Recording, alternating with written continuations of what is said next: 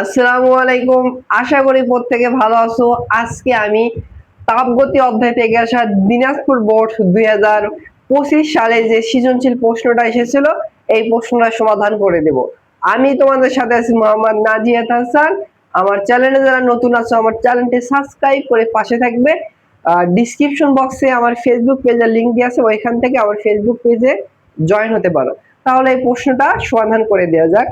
দেখো এই প্রশ্নে বলছে একটা কার্নো ইঞ্জিনে হচ্ছে 327 ডিগ্রি সেলসিয়াস তাপমাত্রায় তাপ উৎস থেকে 2.5 গুণন 10⁶ জুল তাপ শক্তি গ্রহণ করে 27 ডিগ্রি তাপমাত্রার তাপ গ্রাহকে তাপ বর্জন করে।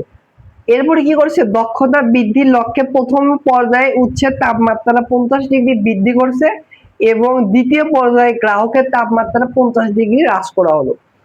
আমি গ আর ঘ নাম্বার প্রশ্ন সমাধান করে দেব। গ নাম্বার প্রশ্নে বলছে তাপ গ্রাহকে যে তাপ বর্জন করে সেইটা আমাদের বের করতে বলেছে। সো দেখো কি কি ডাটা দিয়েছে সেইটা এই পাশে লিখে ধরো। প্রথমে দেওয়া আছে হচ্ছে 327 ডিগ্রি তাপ উৎসের তাপমাত্রা দেওয়া আছে। তাপ উৎসের তাপমাত্রাকে কিন্তু T1 দ্বারা প্রকাশ করা হয়। এইটা দেওয়া আছে হচ্ছে 327 ডিগ্রি সেলসিয়াস। আমাদের কিন্তু সেলসিয়াসে, এটা হচ্ছে সেলসিয়াসে হিসাব করলে হবে না, ক্যালভিনে কনভার্ট করতে হবে। কিভাবে ক্যালভিনে কনভার্ট করব? এর হিসাব জাস্ট 270 যোগ করলে কিন্তু ক্যালভিনে কনভার্ট হয়ে যাবে সেলসিয়াস থেকে। 273 যোগ করলে কিন্তু এটা ক্যালভিনে কনভার্ট হয়ে যাবে। তাহলে কত হয় দেখো, এটার সাথে এটা যোগ করলে হবে হচ্ছে 600 কেলভিন।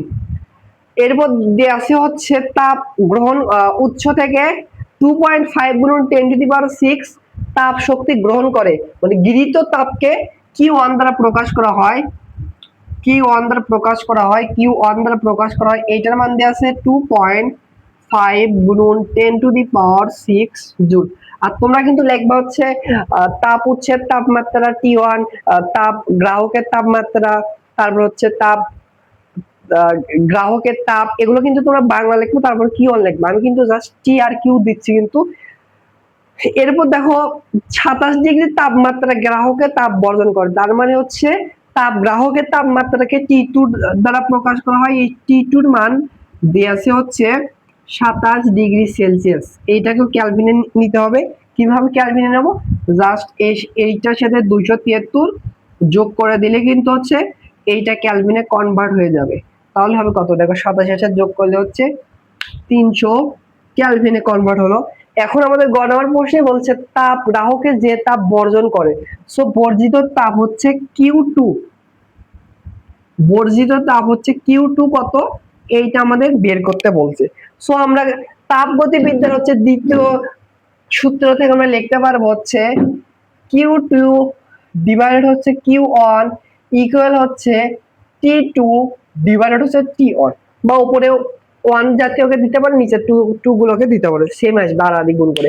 আমাদের Q2 এর মান বের করব, বা এই Q2 এর মান আসবে হচ্ছে এটা এবার সাথে গুণ হবে, তাহলে T2 ডিভাইডেড T1 এর সাথে গুণ হবে হচ্ছে Q1, তাই তো? মানগুলো বসিয়ে দিয়ে দেখো T2 এর মান কত পাইছি, কেলভিনে কিন্তু বসাতে হবে। T2 এর মান হচ্ছে কত, 300 কেলভিন ডিভাইডেড T1 এর মান কত, T1 এর মান হচ্ছে 600 গুণন হচ্ছে Q1। Q1 এর মান হচ্ছে 2.5 গুণন 10⁶, তাই তো? তাহলে দেখো এই 600 দ্বারা 300 দ্বারা 600 কাটলে 2 হবে। আর তাহলে এইটাকে আবার 2 দ্বারা ভাগ যদি করো তাহলে আসবে হচ্ছে 1.25 গুণন 10⁶ এককটা জুল হবে। এইটা হচ্ছে এই প্রশ্নের অ্যান্সার। এইটা হচ্ছে বর্জিত তাপের পরিমাণ। বর্জিত তাপ অবশ্যই হচ্ছে গৃহীত তাপের থেকে অবশ্যই ছোট হবে। আর হচ্ছে উৎসের তাপমাত্রা কিন্তু গৃহীত তাপমাত্রা থেকে অবশ্যই বড় হবে। এগুলো একটু খেয়াল রাখবে। সমাধান করে দিয়ে যাক। খ নাম্বার প্রশ্নে বলছে উদ্দীপকের ইঞ্জিনের দক্ষতা বৃদ্ধির জন্য কোন প্রক্রিয়াটি বা পদ্ধতিটি অধিকতর গ্রহণযোগ্য হবে। সো দেখো এই প্রশ্ন সমাধানের ক্ষেত্রে আমাদের যে কাজটি করতে হবে, আমরা দক্ষতা বের করব। আর দক্ষতা অধিকতর কখন কার্যত হবে, যখন দক্ষতার মান সবচেয়ে বেশি হবে, দ্যাট মিন্স 100% এর কাছাকাছি যেটা থাকবে সেইটা কিন্তু হচ্ছে সেইটা দক্ষতা ভালো মানে সেই ইঞ্জিনটি ভালো কার্যকর হবে, বেশি হচ্ছে গ্রহণযোগ্য হবে। তাহলে আমরা প্রথমে কি করছে দেখো, আমরা দুইবার আমাদের দক্ষতা বের করতে হবে। প্রথমে করছে দক্ষতা বৃদ্ধির জন্য প্রথম পর্যায়ে উচ্ছেদ তাপমাত্রাকে 50 ডিগ্রি বৃদ্ধি করা হয়েছে। দ্বিতীয় পর্যায়ে আমরা হচ্ছে গ্রাহকের তাপমাত্রা 50 ডিগ্রি হ্রাস করব। এই জন্য লিখবো হচ্ছে প্রথম প্রথম পর্যায়ে প্রথম পর্যায়ে সে কি করছে, প্রথম পর্যায়ের দক্ষতা আমরা বের করব। প্রথম পর্যায়ের দক্ষতা আমরা জানি হচ্ছে ইটা সমান সমান 1 মাইনাস T2 মানে হচ্ছে গ্রাহকের তাপমাত্রা ডিভাইডেড হচ্ছে উচ্ছেদ তাপমাত্রা T1। প্রথম পর্যায়ে সে কি করছে, সে হচ্ছে উচ্ছেদ তাপমাত্রা যেটা আছে সেইটাকে 50 ডিগ্রি বৃদ্ধি করছে, আর T2 যেটা গ্রাহকের তাপমাত্রাকে স্থির রাখছে। এভাবে হিসাব করতে হবে, দুইটা কিন্তু একসাথে চেঞ্জ করলে হবে না, একটা করে চেঞ্জ করছে। তাহলে দেখো প্রথমে ছিল কত, প্রথমে ছিল হচ্ছে 373 ডিগ্রি সেলসিয়াস, সেটাকে বৃদ্ধি করা হয়েছে কত T1, এটা আমরা প্রাইম দিলাম, পরিবর্তন যেহেতু করা হয়েছে। T1 প্রাইমটা হবে 327 ডিগ্রি সেলসিয়াস ছিল, সেটাকে দক্ষতা বৃদ্ধির জন্য 50 ডিগ্রি বৃদ্ধি করা হয়েছে। তাহলে 50 ডিগ্রি এটা সেলসিয়াস আসবে। তাহলে ক্যালকুলেটর দিয়ে আমি একটু হিসাব করি। তাহলে এইটা হবে কত, 327 প্লাস হচ্ছে 50, এটা হচ্ছে 377 ডিগ্রি সেলসিয়াস। আমাদের কিন্তু দক্ষতা কিন্তু হচ্ছে ক্যালভিন হিসাব করতে হবে, এর সাথে 273 যোগ করো, তাহলে ক্যালভিনে কনভার্ট হবে। তাহলে আসবে হচ্ছে 650 ক্যালভিন। আর দেখো T2টা মানে হচ্ছে গ্রাহকের তাপমাত্রা স্থির কিন্তু রাখতে হবে। তাহলে গ্রাহকের তাপমাত্রা যেটা আগে ছিল সেইটা হবে 27 ডিগ্রি কেলভিনে নিলে কিন্তু 300 কেলভিন, এটা দেখাইছি, বুঝছো? এবার আমরা দক্ষতাকে হিসাব করি। 1 মাইনাস যেহেতু T1 প্রাইম দিচ্ছে, এখানে প্রাইম দিতে পারো। তাহলে দেখো 1 মাইনাস T2 এর মান কত, 300, ডিভাইডেড হচ্ছে T1 প্রাইমের মান হচ্ছে 650। যেহেতু দক্ষতা আমরা পার্সেন্টেজ হিসাব করবো, সেহেতু এর সাথে 100% গুণ করে দেবে। তাহলে দেখো এখানে তোমরা একবারই ক্যালকুলেটর দ্বারা হিসাব করবা। প্রথমে হচ্ছে 300 কে 650 দ্বারা ভাগ করবে, এরপরে 1 থেকে ওই অ্যান্সার মাইনাস করবে, এর সাথে 100% গুণ করে দিবা। তাহলে আসবে হচ্ছে 53.847%। এবার আমরা হচ্ছে দ্বিতীয় পর্যায়ে কি করছি, দ্বিতীয় পর্যায়ে সে হচ্ছে এই গ্রাহকের তাপমাত্রা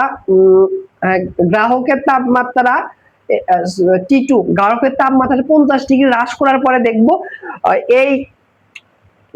এই দক্ষতা থেকে বেশি আসে না কম আসে, বেশি যেটা আসবে সেটা কিন্তু গ্রহণযোগ্য হবে। এইবার লিখবা হচ্ছে দ্বিতীয় পর্যায়ে, দ্বিতীয়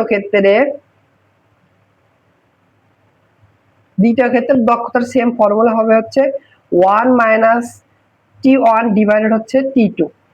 এবার দ্বিতীয় ক্ষেত্রে এগুলো কি হয় দেখো, T1 মানে হচ্ছে উচ্ছেদ তাপমাত্রা কিন্তু এবার দ্বিতীয় পর্যায়ে ঠিকই রাখা লাগবে 327 ডিগ্রি সেলসিয়াস, এটাকে ক্যালভিনে কনভার্ট করলে কিন্তু 600 ক্যালভিন হবে, এটাকে ঠিকই রেখে দেবো। বাট T2 মানে গ্রাহকের তাপমাত্রা কি করছে, এটা প্রাইম দিলাম, আগে যেটা ছিল সেইটা থেকে 50 ডিগ্রি হ্রাস করছে। তাহলে হচ্ছে এই 27 ডিগ্রি থেকে কিন্তু 50 ডিগ্রি মাইনাস করতে হবে, এটা কিন্তু সেলসিয়াস হবে। তাহলে হচ্ছে 27 ডিগ্রি মাইনাস হচ্ছে 50, তাহলে আসলে হচ্ছে মাইনাস 23 ডিগ্রি সেলসিয়াস। আমাদের কিন্তু কেলভিনে নিতে হবে, সো এর সাথে হচ্ছে 273 যোগ করো, তাহলে ক্যালভিনে আসবে। তাহলে আসলে হচ্ছে 250 কেলভিন, মানে গ্রাহকের তাপমাত্রা 50 ডিগ্রি হ্রাস করলে কেলভিনে এইটা আসে। এখানে বসিয়ে দেখো 1 মাইনাস T1 এর মান কিন্তু ওইটাকে মানে আগে যেটা ছিল সেইটাই হবে, পরিবর্তন করা হয়নি, বা T2 কে পরিবর্তন করা হয়েছে। এটা হচ্ছে 250, এর সাথে পার্সেন্টেজ হিসাব করব 100%। তাহলে দেখো সেম, প্রথমে 600 ভাগ দিবা হচ্ছে 250, এরপরে 1 মাইনাস অ্যান্সার, সরি আমার এখানে ভুল হয়েছে, উপর হবে T2 নেগেটিভ মান আসছে, নিচে হবে হচ্ছে T1, আর ফর্মুলা লিখতে একটু ভুল হয়েছিল। দেখো এগুলো ঠিকই আছে, বাট এইখানে একটু মিস্টেক হয়েছিল। দেখো 1 মাইনাস T2 এর মান কত, 250, ডিভাইডেড হচ্ছে T1 এর মান কিন্তু 600 কেলভিন হবে। 600 কেলভিন এর সাথে 100% গুণ দাও, তাহলে পার্সেন্টেজে কনভার্ট হবে। সেম নিয়ম, 250 ভাগ দাও 600 দ্বারা, 250 ভাগ দাও 600 দ্বারা, এরপরে 1 মাইনাস অ্যান্সার দিয়ে 100% গুণ করো, তাহলে আসবে হচ্ছে 58.33, 58.33 এত পার্সেন্ট। কি বলছে কোনটা অধিক কার্যকর হবে, যেটার হচ্ছে দক্ষতার মান বেশি আসবে সেটা কার্যকর হবে। প্রথম পর্যায়ে দক্ষতা হচ্ছে কত 53 পয়েন্ট সামথিং, আর দ্বিতীয় পর্যায়ে দক্ষতা হচ্ছে 58 পয়েন্ট সামথিং। তাহলে দেখো কোনটা বেশি, এটাকে হচ্ছে ইটা 1 দিতে পারো আর এটাকে ইটা 2 দিতে পারো। লিখবা হচ্ছে যেহেতু ইটা 2 বড় হচ্ছে ইটা 1 এর থেকে, তাহলে দ্বিতীয় পর্যায়ে যে ঘটনা ঘটাইছে সেটার জন্য ওই দ্বিতীয় পর্যায়টি অধিকতর গ্রহণযোগ্য, একটু বাংলাতে লিখবা। আশা করি বুঝতে পেরেছো।